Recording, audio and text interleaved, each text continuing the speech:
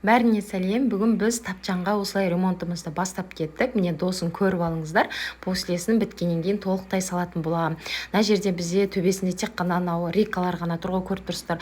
Ана жерде тастар бар, төбеде сол деген үгітіліп түсіп жатыр. Соны уайымдап жүрген болатын балалардың басына немесе біреудің басына түсіп кетсе деп, сол қой ремонтты бастайық деп, осылай рабочийлар келіп, өлшеп, размерлерін алды. Сөйтіп базарға барып, осындай сайдниктер көрдік. Неше түрлісі бар екен. Осы ақ түсі де ұнады маған ше, осындай сары жолақтармен, бірақ ол аппақ шыбын көп биыл деп оны алмадық. Осы түрін алдық, екінші түрінше.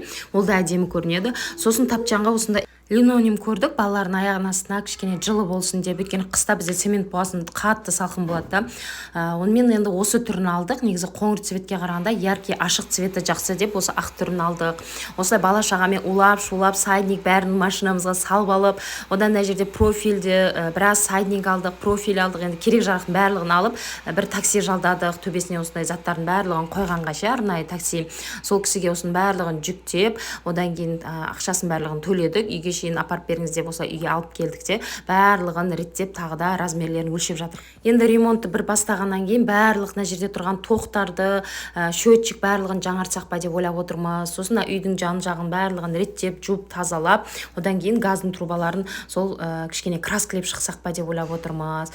Осылай енді ремонтымызды бастадық. Бізде енді мына тапчанда қараңыздар, мынандай цемент, ол еще жарылып жатыр ғой. Соның барлығына жаңа линолеумды төсеп, енді күшті болайын деп тұр тапчанымыз.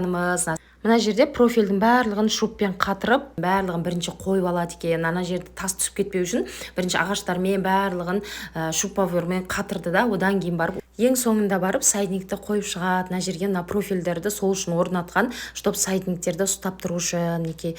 Мында тоқты жөндейтін ағалар да келіп жатыр, барлығын көріп, реттеп, ауыстырып жатыр. Сол қыздар ремонттың екінші частін салайын ба, комментарийға жазып кетіңіздер, бұйырса салатын боламын.